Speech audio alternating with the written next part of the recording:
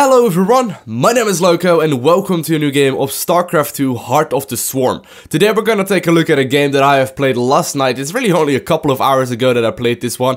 It's going to be me spawning as the Zerg player in the bottom left corner of Overgrowth Alley, and my opponent is going to be GoTerra, spawning as the red Terran player in the top right corner. So lately in Zerg vs Terran, I've honestly been having a little bit of trouble. I've been having some issues, mainly with like the mass Hellion into like Banshee play, and then like the mass Hellion into Marine Marauder mine sort of play, and I've been having a lot of issues with that simply because of the fact that my queens early game don't always survive it. So that is one of the issues that I've been facing. So I've been looking around at a couple of different options and strategies that I can be going for, and I actually came across this one that apparently Jan has been using quite a lot recently, that allows you to be pretty much safe against everything in the early part of the game. So I've been practicing that over the last couple of days in Zerg vs Terran, and it's basically just a straight up roach opener that allows you to be safe. Now the thing is, you do sacrifice quite a little bit of economy in order to do it efficiently, so I'm still a little bit on the brink about it, but I have been having quite a lot of success with it, and I believe I'm pretty much undefeated in Zerg vs Terran ever since. Spoiler alert, but we're gonna analyze the game in this specific replay, and hopefully I will be able to show you the very basics of the build. So I'm gonna go for a hatchery first, into a spawning pool, and I'm actually gonna open up gasless. Now, gasless openers are a little bit tricky for like heavy Hellion or a heavy Reaper player rather. However, lately I've not been having that many issues because most Terran players will open up with Reapers like GoTerra is doing as well. However, most of the time, like 90% of the time, I would say they go for either a single Reaper or a double Reaper. Very, very seldomly you do see more than 2 Reapers go down.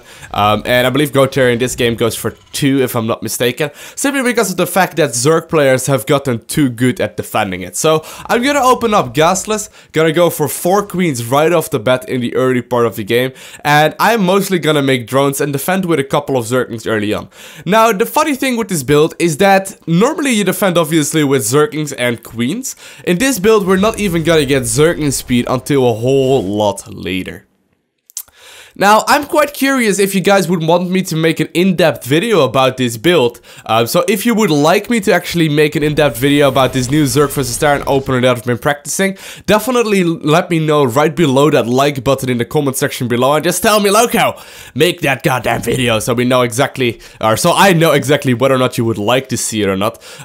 It's not too difficult. I think it's going to be especially good if you're like somewhere between like maybe bronze to like low grandmaster. I don't really see this working too well at high grandmaster because Terran players will just be able to spot it and just sort of deal with it quite efficiently. But especially in lower leagues, with low grandmaster being considered lower league, this should be an extremely efficient opener because honestly, like I've been playing mostly top masters in the recent couple of days, and it's been going very, very well versus them. I don't know exactly what level this guy was at, but this was at the very least a good example game of the build. So my first 2 queens are out. I'm starting 2 more queens up right now, and the Zerglings basically deflected everything that I needed to know versus these Hellions, or versus these Reapers rather. My opponent is gonna switch into Hellions, as you can see. The reactor is going down, the factory is going down, and he's starting his 3rd command center up as well. So extremely common play by the Terran player, getting his 3rd base up way before mine, but this is sort of standard right now. Now, meanwhile, I'm getting my double gas guys up. My 4th and my 3rd queen are about to spawn, and I'm gonna use my first 2 queens to actually spread some creep. My opponent actually managed to snipe a creep tumor right there. A little bit annoying, but considering I'm open up for queens, it doesn't really matter all that much. So, what exactly am I going to be doing? Well, I'm gonna saturate my gas geysers, and as you can see on the production tab, I am just gonna churn out a ton of drones. It is a little bit different in the sense that you don't have much to defend right now, but when you think about it, the first Hellions usually don't come to your side of the map until 6.5 minutes into the game. Right now, as you can see, it is 6 minutes and 10 seconds, his first Hellions are out, but up until this point, I don't really need any defense. Now, how are we gonna defend the early game aggression? It looks a little bit funky, but we're gonna do that mostly by building placement. Now, obviously, I can't really do this on every single map, but having the 2 evos at the front as well as the roach warren at the front will allow you to basically be safe against most kinds of aggression. I can actually put 2 queens in here. I might have actually had to put this roach warren right here so I can actually block it off with 1 or 2 queens. But either way, I will be able to prevent prevent Hellions from running by into my natural and into my main base, simply by the building placement as well as the queens. So I'm just gonna be spreading some more creep. I'm gonna start +1/+1 upgrades very shortly.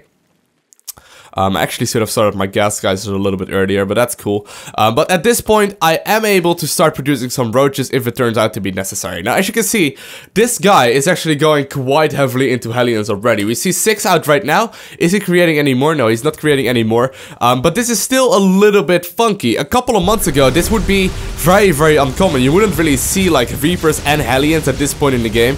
And I might actually end up losing a queen in this one. Yeah, I actually do end up losing a queen. I might even end up losing a second queen. Lowko, what are you doing? No, oh, I actually lose 2 queens right there. That's not very ideal. Either way, it's going to show you exactly how my... Am I losing 3 queens? Is that exactly what just happened? I thought it was a good example game. I saved this one saying, Lowko, this is a good example game. That's even a replay title, but... we will figure out exactly what's doing. Anyway, I've been practicing this build. I've been doing it a little bit differently recently, getting the extra gases a little bit earlier, and also not going for as many upgrades early on, but... either way, this is going to be me switching into a whole lot of roaches. Now, my opponent is going to be a little bit confused. He is still right here, but I already have quite a lot of units out in order to defend everything that my opponent is doing. I do start Zerging speed right now as well. My lair is done, and I also start Goliath reconstitution. Now, all the while this is going on, usually I lose a whole lot to these Hellions. Honestly, in this game, I have done so as well. However, most of the time, after dealing with these Hellions, or after losing queens to these Hellions, I also end up losing my 3rd base, and therefore most of the time losing the games. Whereas right now I do have roaches out in order to actually deal with everything efficiently, and the roaches obviously allow me to defend against everything that my opponent is up to. Now, he is gonna land his 3rd base pretty late actually. Usually you see this one a little bit earlier, about a minute earlier. Standard time for this base is 9-ish minutes. So we did delay that one a little bit, but it looks like my opponent is gonna move out. Now keep in mind, I still have a whole lot of units. These units are not gonna go to waste because I will be allowed to do quite a little bit of aggression. I also start my +2/+2 upgrades right away, as well as an infestation pit. And this is the really cool part about this build. Because of the infestation pit and because of the quick lair, I will be able to go for a super quick hive. The hive will allow me to go for super quick +3/+3 upgrades. Oh, there's a little bit of aggression going on right here. But besides the +3/+3 upgrades, it will also allow me to go for the adrenal glands upgrade for my Zerglings, as well as, most importantly, Ultralisks. So usually what ends up happening with this build so far, as you can see, I go for about a 11-minute hive. That means that my first Ultralisks with +3/+3 can be out right around the 15 to 16-minute mark. And every single time I've been doing this build so far, my opponent doesn't really know how to deal with it because it is so uncommon, and I am just sort of able to absolutely roll over him. So right now we are pretty even in economy, and that is really not what this build is banking on, because the build is really banking on my upgrades being superior. As you can see, he was forced to play a little bit defensively. His +1/+1 is only just now really getting started, or it's about to be finished up, but my +2/+2 is already about 70% done. So at this point, I already have a pretty big advantage. It's not so much economically speaking, but it's most of all the tech that I'm currently going for, which is the hive, and also the upgrades that are significantly in my favor. Now, I do need to get a 4th base with this build a little bit later, but so far everything has been going quite well, right? Even though I ended up losing a whole lot of queens in the early game, imagine that not happening. My creep would be all over the map. So lately, the last couple of games that I played yesterday, I was indeed able to do that versus Terran players. Now, my opponent is gonna go for a +1/+1 timing attack right here. He does have Stimpack and also the concussive shell upgrades on these Marauders. But just have a look at how easy this fight is gonna go. +2/+2 is just about to finish up.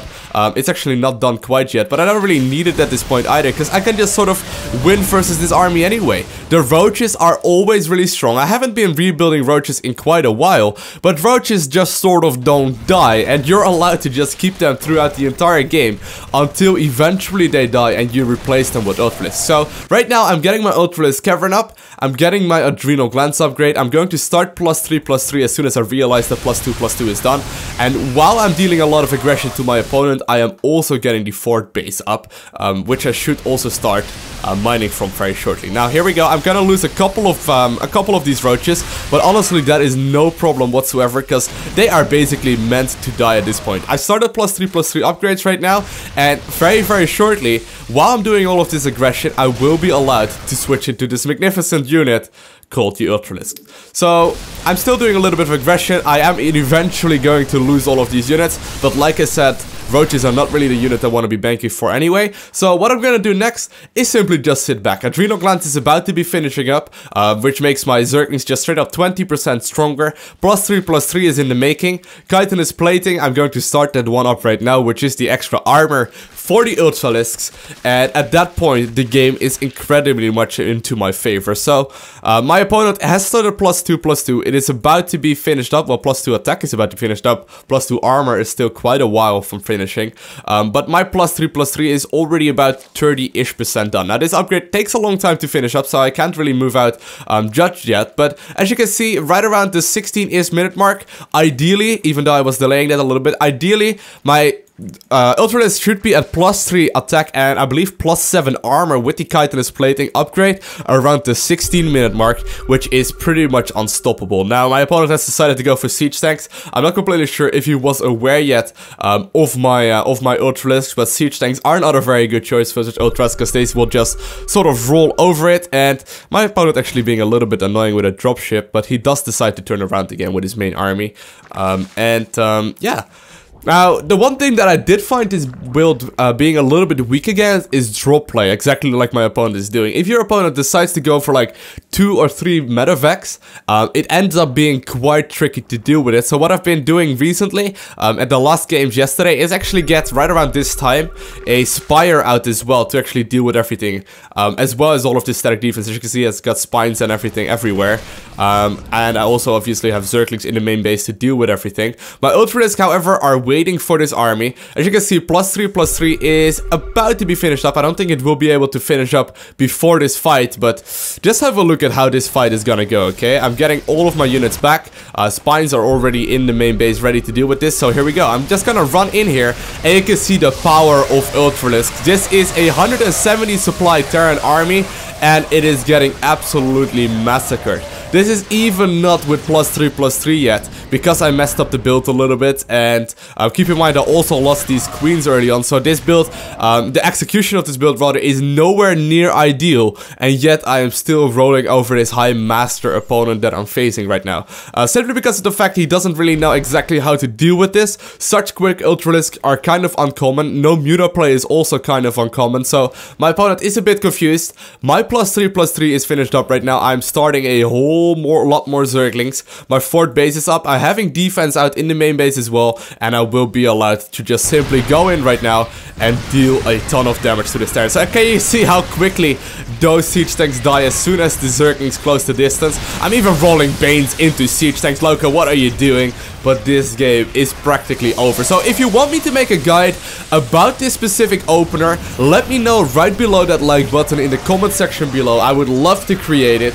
Yeah, I'm very curious. I'm still going to be practicing it a little bit more. I will be streaming in a couple of hours after this video, so make sure to also check the description below for the live stream link, because I will be practicing this build pretty much all night, every single time I do meet a Terran player. So I want to thank you guys all for watching. Have an amazing day. Do not forget to smile, and hopefully I will see you in the next video. Bye! Hello everyone, my name is Loko, and welcome to a new game of StarCraft II Heart of the Swarm. Today we're gonna take a look at a game